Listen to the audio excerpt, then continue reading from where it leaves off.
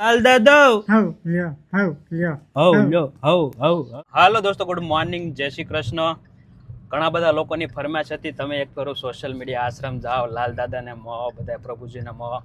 તો મેં કીધું જય બતાવે તો જય બતાવે. તમને તમારી ખબર છે કે જાઓ તો જાઓ, નકર ન પણ જાઓ. તો તમે જોઈ શકો આ આપણો સોશિયલ મીડિયા આશ્રમ, અને આ છે સોશિયલ મીડિયા આશ્રમનું બોર્ડ. અને આપણે જય બતાવીએ, કેમ કે ઘણા ટાઈમથી ઘણા બધા લોકો રોજ મને વોટ્સઅપમાં મેસેજ કરતા, પછી કોમેન્ટમાં જણાવતા. તો ફાઇનલી એક ફેરું મેં કીધું જય બતાવું સોશિયલ મીડિયા આશ્રમ. ને તમે જોઈ શકો આ છે સોશિયલ મીડિયા આશ્રમ. અને ઘણા બધા લોકો આપણી આતુરતાથી રાહ જોઈ રહ્યા નથી, કેમ કે કોઈને કીધું નહોતું કે અમે આવવાના હતા. તો જઈએ અને જોઈએ કઈ રીતના લોકોના રિએક્શન છે.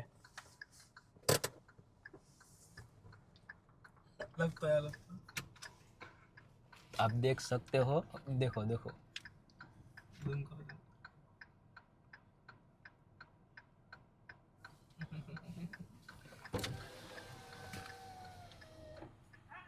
हाँ અલે લપતો કેમ છો? હે કેમ છો? મજામાં? મજામાં હા એ થાલા તૈયાર હા ઘરે છે. આ થાલા તૈયાર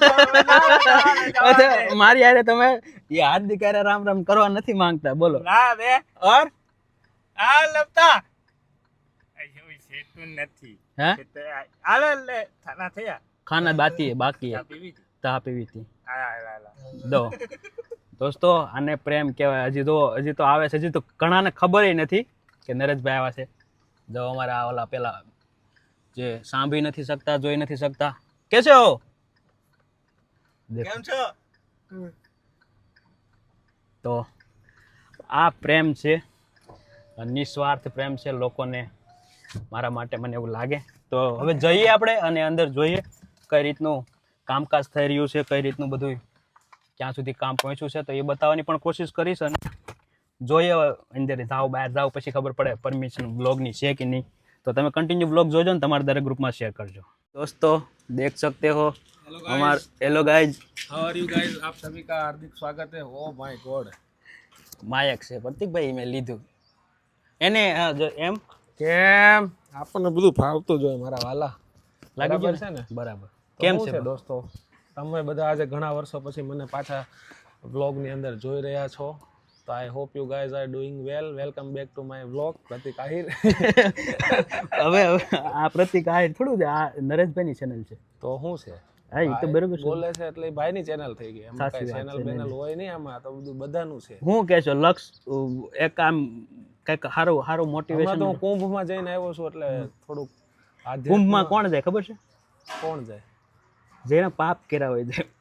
એ વાતે સાચી, પણ એવું જરૂર નથી ને માણસ જાણી જોઈને પાપ કરતો હોય. ક્યારેક જાણતા અજાણતા પાપ થઈ જાય મારા વાલા આપણીથી. તો જવામાં શું વાંધો હોય? 40 કરોડ લોકો ગયા છે તો હું 40 કરોડ લોકોએ પાપ કર્યો ખરી હશે?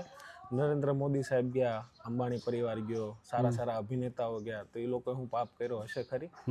કર્યો હોય ન કર્યો હોય તો ઉપરવાળાને ખબર છે. પણ આ તો એક શ્રદ્ધા આસ્થાનો વિષય છે, આપણો ધર્મ છે એટલે જાવું. વાહ વાહ દોસ્તો, તો જોયું તમે તે પ્રમાણે લોકો પાસે કેટલું જ્ઞાન છે. મને એમ લાગે મારી પાસે જ જ્ઞાન છે એમ. નહીં કાંઈ નહીં, કન્ટિન્યુ બ્લોગમાં બનારો અને મળાવો તમને બધા જોડે. સંજયભાઈ હે બધા પ્રભુજી જોડે વાત કરાવો ને. યસ હે બધા પ્રભુજીને મળો. ઘણા બધા લોકો કે સોશિયલ મીડિયા તમે જાતા નથી. મેં કીધું ક્યાંથી આવે, પણ હવે એની ઘરે લાડક દીકરાનો જન્મ થઈ ગયો છે એટલે ભાઈ હવે અત્યારે તો ઈ મેન પ્રભુજી ઈ કહેવાય, એનું થોડુંક ધ્યાન રાખવું પડે. હજી કેટલા મહિનો થઈ ગયો? હા, અને 2 મહિના, હમણાં 12 તારીખે 2 મહિના. એટલે 2 મહિનાનું નાનું છોકરું એટલે એમ મૂકીને જવું અઘરું પડતું હોય છે. અને કોંગ્રેચ્યુલેશન તમે લોકો લખ્યું કે નહીં? હજી મને તો પેંડા નથી મળ્યા. નહીં તમને લોકોને મળ્યા હોય કે નથી મળ્યા એ મને નથી ખબર પાછી. નહીં મળશે. પેંડા ક્યાં છે? પેંડા મળશે, લાડવા મળશે, ગાંઠિયા મળશે, બધું પેંડા મળશે. જોવે અમારે ખાલી. મળશે કે એવું નથી ને કે ભેં લીધી છે અને એને બાંધી છે અને એનું દૂધ આવે એના જ પેંડા ખવડાવવાના છે. હા, એવું નથી. સમજી ગયો, જોયું? મારી સમજણ શક્તિ જોવો તમે. મને ખબર છે કે એ સ્પેશિયલ એની હાટુ ભેં લીધી હશે પાછી એમ. અમે છે ને હિંમતભાઈ બનારસથી લાવ્યા. બનાસકાંઠામાં ભેહું 15 ભેહું સ્પેશિયલ લીધી ઓય અને એના બાપા. ત્યાં એનું વ્યવસ્થિત રીતે ઉજર કરી અને એનું જે દૂધ થાય ને મોટી ત્યાં તો લગભગ મોટી તો છોકરાના છે. લગ્નના પેંડા થઈ જાય એવું લાગે મને. આના તો પછી રહી એનું જાય ને special- એના લગ્નના પેંડા દેવા સ્પેશિયલ જોઈએ. પેંડા માવો બનાવીને પછી એના પેંડા સ્પેશિયલ ખવડાવવાના છે. ઓહ, તો આ થોડું કઈ સામાન્ય વ્યક્તિનો દીકરો છે ઓહો, હે વીર પુરુષ હા, નરેશભાઈ એટલે નરેશનો માંડળ નરેશ. હા. આપણે નરેશનો ગુજરાતીમાં રાજા મતલબ થાય. એટલે રાજાનો છોકરો શું કહેવાય? રાજકુંવર. હા વાહ હિંમતભાઈ વાહ, શબ્દ તો ભંડોળ તમારી પાસે. એટલે રાજકુંવરના પેંડા ખાવા તો ભાઈ તમારે થોડીક રાહ જોવી જોવી પડે તો કેમ કે ઈ રાજાના શું કહેવાય એ બધું તો સંતાન એનું અલગ હોય ને આખું. શું કહેવાય રાજા હોય તો એનું શું દોસ્તો તમે જોઈ શકો સોશિયલ મીડિયા આશ્રમમાં મિની સોશિયલ મીડિયા આશ્રમમાં કલર થઈ ગયો છે અને અમારે સ્લીમભાઈ अस्सलाम वालेकुम कैसे हो और जय श्री कृष्ण बहु बहु सरस सरस तमारा बधाना आशीर्वाद और देखो ये हमारे ध्यान वाले प्रभु जी ध्यान में बैठे અને આ બાજુ જોઈએ ઘણા બધા ચહેરાઓ અંજાન થઈ ગયા છે ઘણા બધા ચહેરા ઓ ભીખાતા कैसे हो ભૂલા પેડા હા કેમ છે તબિયત પાણી હાથ બેહી ગયો હે કાઈ નહીં સારું થઈ જશે બધું તબિયત પાણી કેમ છે હે લો બોલો અમારે અર્જુનભાઈ સોશિયલ મીડિયા આશ્રમના શું કહેવાય મેન અમારે રસોઈયા કહેવાય રસોઈયા તો આપણે ન કહી શકીએ બટ લોકોના પેટ ભરનારા હે देखो देखो वो लोग तो क्यों रेट लेता और हमारे कुछ लोग हमें जानते हैं कुछ लोग जान के भी अनजान होने की कोशिश कर रहे શું નામ છે હે શું નામ છે કયું ગામ છે હે વાઘનગર છે તો અહીંયા શું કરો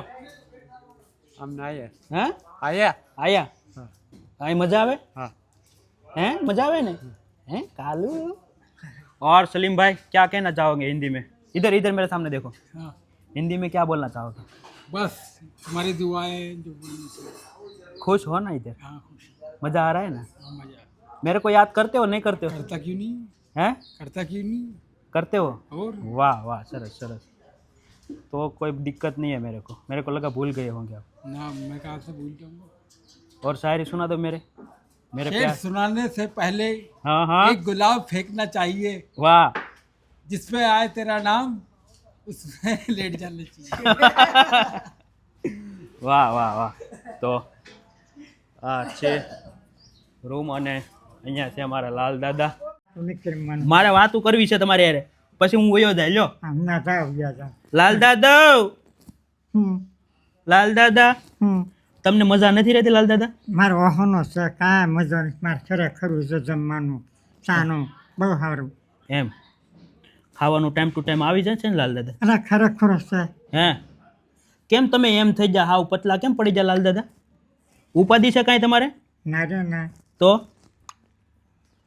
મારી યારે કેમ તમે બોલતા નથી રે લાલ દાદા રિહાય કેમ જાશો લાલ દાદા હવ લ્યો હવ લ્યો હવ લ્યો હવ શું કરો હે લાલ દાદા હુતા છો હે જમવું છે ને તમારે મારશે જ બહુ તમને ખબર છે મારી વાત સાંભળો મારે ઘેરે છે ને દીકરો છો તમે આશીર્વાદ આપ્યા હતા ને તમે નતું કીધું સારું સારું ભાઈ હે લાલ દાદા દીકરો દીકરી ગમે આવ્યું હા નહીં તમે કહેતા હતા ને કે તમારે દીકરો થાય નરેશભાઈ તો તમારી વાણી ફેઈ લાલ દાદા એટલે હું આવ્યો સારું આવ્યા છે હે લાલ દાદા આશીર્વાદ આપજો એ હો વખત આપ્યું હો ને લાલ દાદા આશીર્વાદ આપજો કે હાજો નેરવો રે અને લોકોને તમારી જેવા લોકોની સેવા કરતા રહે કાલ મોટો થઈ જશે કાલ મોટો થઈ જા હે કાંઈ નહીં ધ્યાન રાખજો ને લાલ દાદા હા જા હા દોસ્તો લાલ દાદા ઘણી બધી એની માનસિક હાલત થોડીક ઓલી થઈ જેવું લાગે છે